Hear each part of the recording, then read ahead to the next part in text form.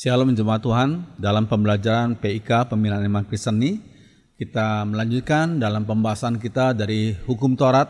Kita membahas dalam jangan mencuri yang tertulis dalam Keluaran 20 ayat 15. Mari kita berdoa.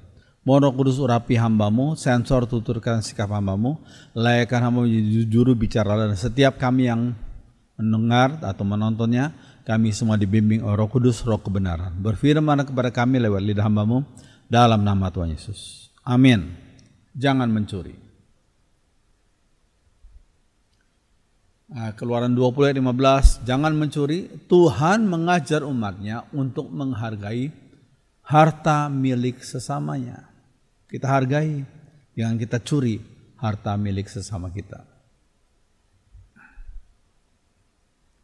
Komunisme tidak mengakui milik pribadi. Semua dijadikan sebagai milik negara. Itu komunisme. Ya. Ini ada kemiripan. Kalau dikatakan ada mirip, kamu mirip anak papamu, berarti dia dengan papanya beda, gitu ya. Saya mirip, atau anak saya yang pertama mirip saya misalnya, ya, itu berarti anak saya yang pertama bukanlah saya, ya, cuma mirip saja. Ya, ada kemiripan, ada tidak sama dengan Kisah Rasul 4 ayat 34 sampai 35. Ada kemiripan. Dikatakan sebab tidak ada seorang pun ini dalam kehidupan jemaat yang mula-mula, ya, pertama, sebab tidak ada seorang pun yang berkekurangan di antara mereka. Karena semua orang yang mempunyai tanah atau rumah menjual kepunyaannya itu, dan hasil penjualan itu mereka bawa dan mereka letakkan di depan kaki rasul-rasul. Lalu dibagi-bagikan kepada setiap orang sesuai dengan keperluannya. Ada kemiripan tapi tidak sama. Nanti kita jelaskan, ya. Ya, ini satu hal yang penting. Kalau kita lihat dalam Kisah Rasul 4 itu, lalu dibagi-bagikan kepada setiap orang, itu bukan berarti keharusan. Kalau dalam komunisme itu keharusan, tapi dalam kehidupan orang gereja mula-mula itu bukan keharusan dan nggak ada paksaan, ya. Tetapi mereka lakukan, umat Tuhan lakukan berdasarkan kasih agape saja yang dari Tuhan, yang mereka pantulkan, ya, dalam hidup mereka sehari-hari. Kasih agape, kasih tanpa syarat, ya. Kisah Rasul 4 ayat 34 sampai 35. Ya. Oke.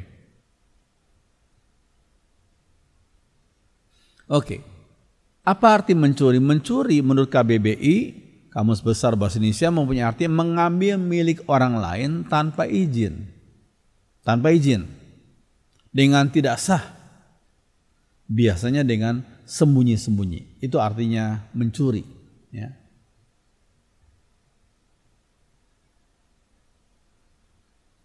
Nah, dalam bahasa Ibraninya kata mencuri itu artinya ganap. Ibrani, ganap. Nah, misalnya Rahel dalam Kejadian 31 itu mencuri terafim papanya. Mencuri terafim papanya. Nah, ini waktu dikejar oleh papanya Rahel, ya. Terafim itu seperti apa, ya? Nah, ini terafim seperti ini. Terafim itu berhala rumah tangga. Jadi pada waktu lalu kan Rahel belum mengenal Allah Yahweh, ya. Di dalam rumah tangganya, yaitu yang mereka awalnya belum kenal Yahweh, ya mereka menyembah berhala. Itu terafim itu berhala dalam rumah tangga, panjangnya sekitar 30 sampai 35 cm. Ini yang dicuri oleh Rahel. Iya. Nah, ada beberapa jenis pencurian. Yang pertama adalah mencuri kemuliaan Tuhan. Ini sering dilakukan oleh manusia. Mencuri kemuliaan Tuhan. Misalnya Yesaya 6 ayat 2, coba kalau kita lihat ayat itu ya. Para serafim berdiri di sebelah atasnya, masing-masing mempunyai 6 sayap. 2 sayap dipakai untuk menutupi muka mereka. Para serafim itu memakai 2 sayap untuk menutupi muka mereka. Berarti mereka tidak cari muka gitu. Ya. 2 sayap dipakai untuk menutupi kaki mereka. Maksudnya menjaga kesucian kaki mereka. Ya. Lalu kemudian 2 sayap dipakai untuk melayang-layang. Mempunyai arti bahwa mereka itu sigap dalam melayani Tuhan. Sigap, tidak berlambat-lambat. Sigap melayani Tuhan. Ya. Melayani Sang Pencipta. Ya. Iya. Kalau kita lihat Kisah Rasul 5 ayat 1-4, tapi ada seorang laki-laki bernama Ananias, ia dengan istrinya bernama Safira menjual juga sebidang tanah kepunyaan mereka. Uang dari penjualan itu sebagiannya ia tahan untuk diri sendiri. Dan yang lainnya ia serahkan kepada rasul-rasul. Ia lakukan itu dengan setahu istrinya. Maka Petrus berkata kepadanya, Ananias, mengapa kau biarkan iblis kuasai hatimu? Sampai kau berdusta kepada roh Allah. Dengan diam-diam menahan untuk dirimu sendiri sebagian dari uang penjualan tanah itu. Tanah itu engkau punya sebelum engkau jual. Dan sesudah tanah itu dijual pun uangnya masih engkau punya juga. Bukan manusia yang kau dustai tapi Allah. Maksudnya apa ayatnya? Bukan berarti bahwa Ananias itu harus menyerahkan semua hasil penjualannya. Itu bukan begitu artinya. Ya, itu terserah daripada Ananias toh. Ya, cuma rupanya Ananias sudah beritahu kepada teman-temannya, aku mau mengikuti teladan rasul-rasul. Aku akan jual tanahku. Aku harus serahkan semuanya hasil penjualan itu. Itu masalahnya. Ya. Ananias nggak jujur. Harusnya dia berkata, ya karena aku butuh, aku menyerahkan sebagian saja. Itu nggak ada masalah. Itu kan milik dia yang dijual.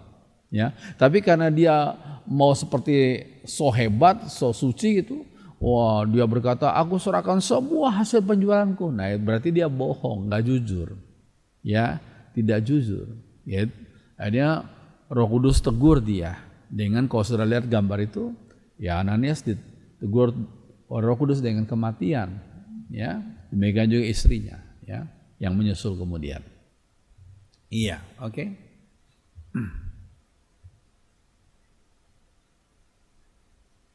Iya, jenis pencurian yang kedua yaitu mencuri milik Tuhan, mencuri milik Tuhan. Iya.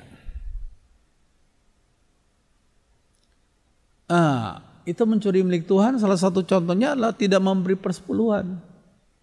Itu dalam Maleakhi 3 dikatakan, kalian kata Tuhan pada umat Israel, rob, merampok milik Allah. Jadi kalau seorang tidak memberi persepuluhan itu artinya merampok milik Allah. Sebab Allah berkata, aku berikan 90-10 kepada kalian. Boleh kalian gunakan, tapi yang 10 kalian kembalikan kepada Tuhan karena itulah milik Tuhan.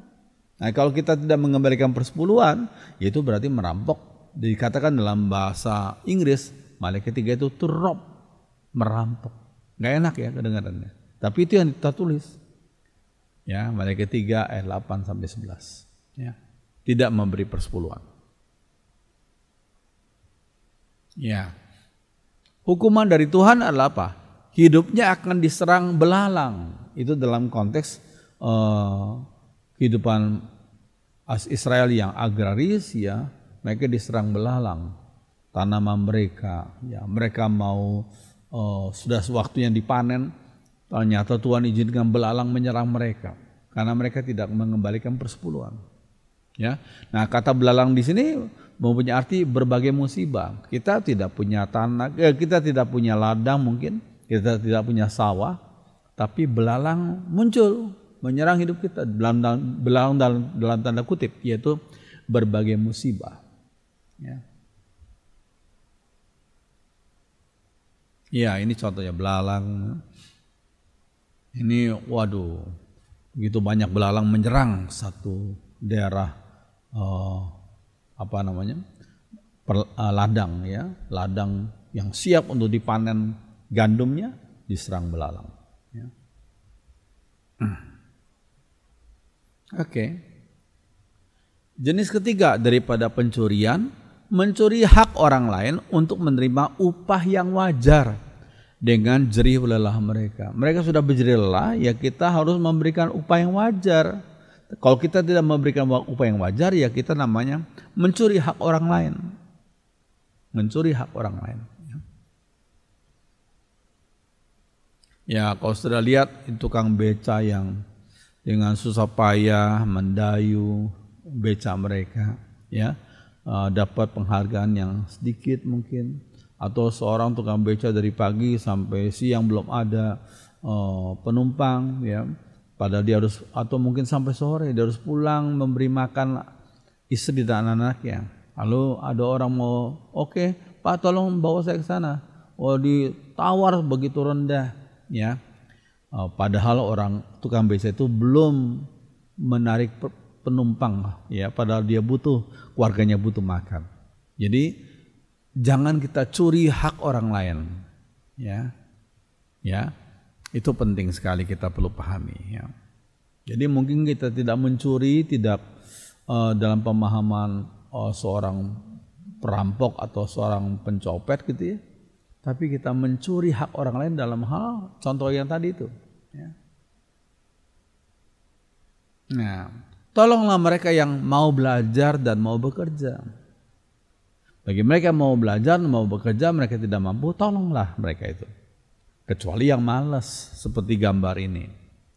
Ya, ini orang sehat, orang kuat, orang tapi minta-minta. Nah, orang ini malas ya. Ya. Orang yang malas ya nggak perlu ditolong, justru mereka perlu disadarkan, ya, perlu ditegur, perlu disiplin mereka. Ya. Tapi orang yang mau bekerja, mau belajar, ya tolong mereka, carikan mereka beasiswa atau berikan mereka beasiswa. Ya. Oke, jenis pencurian keempat adalah mencuri hak orang lain untuk menerima kualitas barang seperti yang dijanjikan. Ya, mencuri hak orang lain untuk menerima kualitas barang seperti yang dijanjikan. Kita menjanjikan kualitas barang A karena orang itu sudah bayar yang sesuai, tapi kita curi haknya sehingga dia bayar A, tapi kita mutunya kita kurangi, gitu ya. Itu mencuri hak orang lain. Nah, ambil contoh misalnya ini jalan, ada sebagian jalan di negara kita baru belum lama, ya, ternyata sudah lobang-lobang. Kenapa demikian? Ya mungkin jangan-jangan waktu pas pembuatan itu nggak sesuai ukuran aspalnya, ukuran semennya, ya, sehingga mudah rusak lagi. Itu namanya mencuri dengan cara memberikan kualitas yang nggak sesuai dengan harga barang itu atau harga proyek itu. Ya, ini mungkin terjadi pada sebagian proyek pemerintah di negara kita, mungkin itu terjadi, ya. Oke. Iya. Jenis pencurian kelima yaitu mencuri hak orang lain untuk menerima jumlah barang yang sesuai dengan pembayaran, jumlah barang, ya, yang sesuai dengan pembayaran. Ya. Ya, ini kisah yang dulu, ya. Saya tidak tahu sekarang, ya. Dulu kalau kita misal pergi ke Bali misalnya, di depan di depan tempat ibadah mereka, kita ditawarkan beli buah salak, ya, kita beli 5 kilo. Wah, sampai di rumah kita hitung, ternyata kok enggak 5 kilo, mungkin cuma 2,5 kilo, ya, dengan harga seperti yang kita sudah bayar. Kenapa demikian? Karena rupanya sebagian orang tuh, semoga tidak dilakukan sekarang ini, ya, tapi waktu lalu, ya, sebagian orang itu diam-diam melobangi batu timbangan itu Sehingga batu timbang itu seperti sekilo tapi sebenarnya cuma setengah kilo. Ya, begitu. Jadi ada orang yang mencuri hak orang lain untuk menerima jumlah barang yang sesuai dengan pembayaran. Ya, gitu. Kalau kita jadi anak Tuhan yang berjualan, jangan kita lakukan hal seperti itu. Ya, ini hanya contoh kecil saja. Ya. Lalu yang berikutnya. Ya, yang keenam adalah jenis pencurian, mencuri waktu atau korupsi waktu. Ya. Misal saja dalam Mazmur 90 ayat 12 dikatakan, ajarlah kami menghitung hari-hari kami sedemikian hingga kami punya hati yang bijaksana. Menghitung hari-hari kami sedemikian. Waktu itu adalah properti yang paling penting dalam hidup kita. Jangan kita sia-siakan. Itu dalam hidup kita sehari-hari kita harus belajar count our time. Ya, count our days. Kita menghitung waktu kita, menghitung hari-hari kita. Ya, ajarlah kami menghitung hari-hari kami sedemikian hingga kami punya hati yang bijaksana. Nah, ini contoh daripada sebagian orang yang jam kerja malah keluyuran keluar ngopi, ya, sehingga ada sidak. Ya. Nah, mereka ketangkap. Ya, karena mereka korupsi waktu kerja mereka. Ya. Oke. Mengabaikan tugas yang seharusnya dilakukan. Ya. Jadi ini contoh yang tidak baik, yang tidak benar. Ya. Oke. Yang ketujuh adalah jenis pencurian dalam hal mencuri nilai. Mencuri nilai. Nah, ini ada gambar, ini ada tes ya. Sudah lihat siswa yang di belakang tuh, ya temannya memberikan contekan, ya, mencuri nilai. Anak-anak Tuhan tidak boleh melakukan hal itu dan tidak boleh menerima curian nilai dari temannya kalau dalam ujian atau dalam tes. Ya. Kalau dalam waktu persiapan, silakan saling membantu, silakan saling menolong. Tapi waktu pas ujian atau tes sendiri melakukannya, menghadapinya. Ya. Kalau orang sudah biasa mencuri nilai, nanti kalau kerja bisa mencuri waktu seperti contoh gambar tadi, atau mencuri hal-hal yang lebih dahsyat ya akibatnya, konsekuensinya. Ya. Oke. Nah, pencurian yang ke-8 adalah mencuri harta orang lain. Jangan kita mencuri harta orang lain. Ya.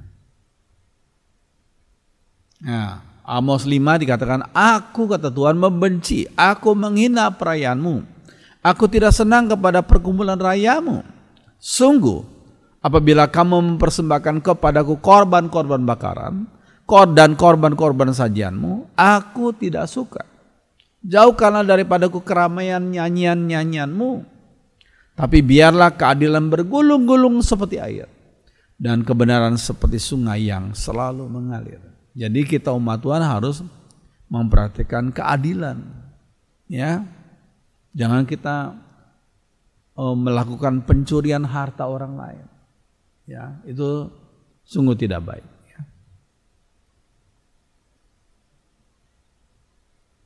Nah, ini satu statement yang udah sekian lama ya.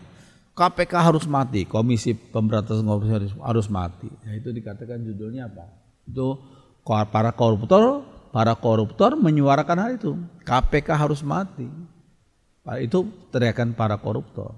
Ya. Ada sebagian orang yang umumkan dirinya bangkrut, usahanya bangkrut, padahal propertinya diberikan secara diam-diam kepada orang lain. Ya, tapi kepada umum dia berkata, usaha kami sudah bangkrut, tapi propertinya diam-diam diberikan kepada orang lain. Itu adalah pencurian harta. Ya, maksudnya dia harus bertanggung jawab kepada orang yang dirugikan, ya, tapi dia tidak mau bertanggung jawab, tapi untuk penggantinya dia umumkan dirinya bangkrut. Padahal diam-diam dia menyembunyikan hartanya dan memberikan hartanya kepada kerabatnya atau kepada keluarganya. Ya. Oke. Ya. Nah, kalau sudah lihat ini korban Lapindo, ini kisah yang lama ya. Itu berapa kampung habis itu. Ya. Tertutup oleh banjir,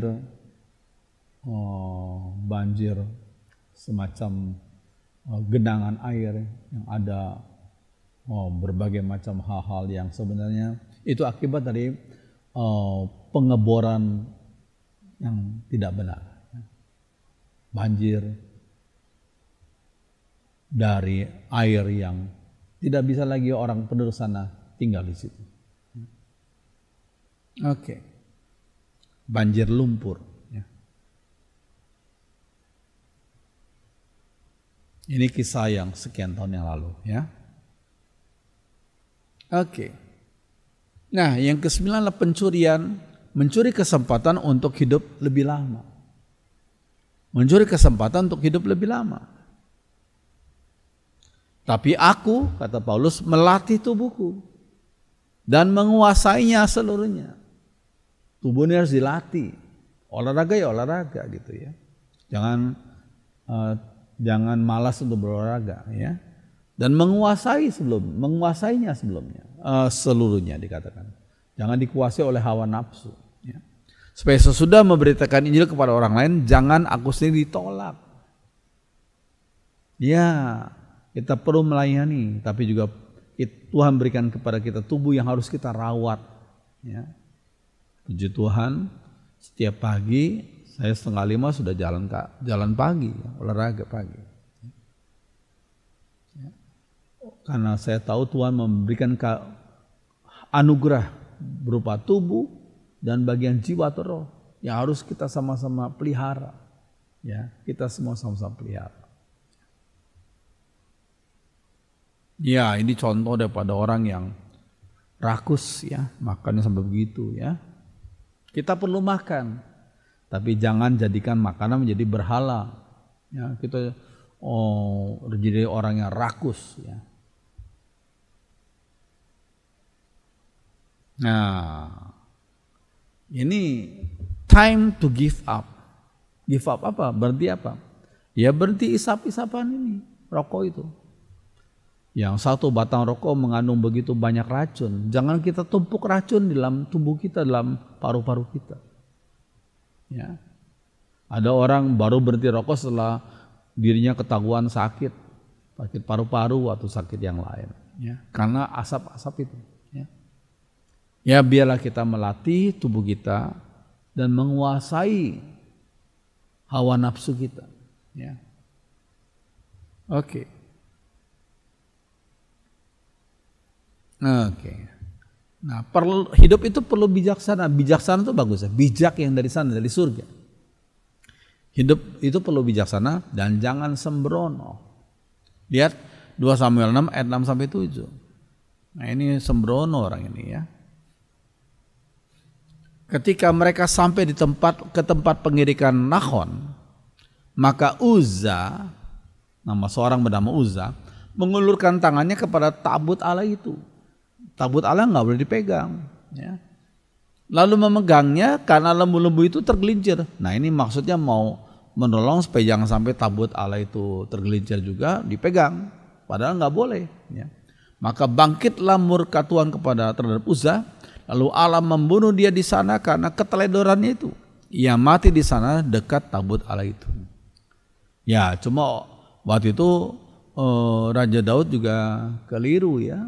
Dia mencontoh teladan bangsa-bangsa kafir yang membawa berhala mereka dengan kereta kuda gitu. Padahal Tuhan tidak suruh demikian. Kalau mereka mau memindahkan tabut harus digotong oleh orang-orang Lewi, keturunan Harun itu. Digotong, dipikul. Jadi bukan naik kereta kuda. Ya itu penting.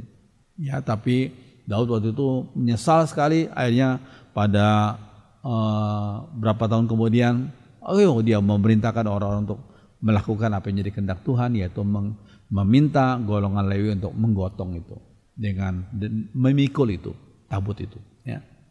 Ya, hidup itu perlu bijaksana, jangan sembrono. Demikian juga kalau melakukan kehendak Tuhan, kita pelajari firman Tuhan dan jangan sembrono. Ya. Kalau kita mau melayani Tuhan juga pelajari berdasarkan prinsip firman Tuhan dan jangan sembrono. Ya. Umat Tuhan perlu menolong orang-orang yang kurang beruntung agar mereka dapat pengharapan untuk berkembang ke arah yang lebih baik. Nah, ada sebagian orang yang hidupnya kurang beruntung. Ya, umat Tuhan bertugas untuk menolong mereka yang kurang beruntung itu, supaya mereka dapat pengharapan untuk berkembang ke arah yang lebih baik. Yeremia 29 ayat 11 dikatakan apa? Sebab aku ini, kata Tuhan, mengetahui rancangan-rancangan apa yang ada padaku mengenai kamu. Demikianlah firman Tuhan, yaitu rancangan damai sejahtera dan bukan rancangan kecelakaan, untuk memberikan kepadamu hari depan yang penuh harapan. Jadi sebenarnya umat Tuhan diberikan madece, masa depan cerah, bukan madesu, bukan masa depan suram. Dikatakan untuk memberikan kepadamu hari depan yang penuh harapan. Yeremia 29 ayat 11. Ya, kalau ada orang yang membutuhkan pertolongan kita, biarlah kita sesama umat Tuhan saling menolong, memberikan dukungan bagi anak-anak dari saudara kita yang kurang mampu untuk sekolah, ya, untuk memberikan beasiswa kepada mereka. Ya. Atau kalau yang ada kesempatan bagi anaknya untuk bekerja, kita coba carikan pekerjaan, atau kita bisa memberikan kesempatan bagi dia untuk bekerja. Dan biarlah kita ajarin supaya mereka punya mentalitas yang baik, kerja dengan baik, dengan jujur, dengan rajin. Ya, ya ini contoh yang bagus nih. Seorang di Jawa Timur namanya Sugeng, yang diri sendiri punya kelemahan pada kakinya. Ya, sudah lihat gambar itu. Ya, dia sendiri pakai kaki palsu. Ya, tapi dia tidak meratapi nasibnya itu. Dia menggunakan hidupnya, kemampuannya untuk menolong orang lain yang sesama, yang kakinya juga pincang juga. Ya, dia bekerja sama dengan Kick Andy, dia membuatkan ribuan kaki palsu bagi mereka yang membutuhkannya. Ini bagus ini, saling menolong. Diri sendiri mengalami masalah yang sama, akhirnya diri sendiri bangkit dan menolong orang yang mengalami masalah yang sama. Ini seorang Sugeng dan dibantu oleh yayasan yang dipimpin oleh Kick Andy itu. Bagus ya, puji Tuhan. Ya. Biarlah sehingga apa yang tertulis dalam Yeremia 29 ayat 11 ini tercapai untuk memberikan kepadamu hari depan yang penuh harapan. Amin. Biarlah firman Tuhan menjadi berkat bagi kita semua. Mari kita berdoa. Tuhan, kami bersyukur untuk firman-Mu yang sudah kami pelajari pada saat ini. Roh Kudus membantu kami untuk mentaatinya dan melakukannya dalam hidup kami sehari-hari. Kami percaya kalau kami melakukan kehendak Tuhan, bersikap jujur, berkata jujur, bekerja dengan jujur, belajar dengan jujur, maka berkat Tuhan akan menolong kami dan membuka jalan bagi kami. Terima kasih, terima kasih. Dengarkan doa kami dalam nama Tuhan Yesus. Amin.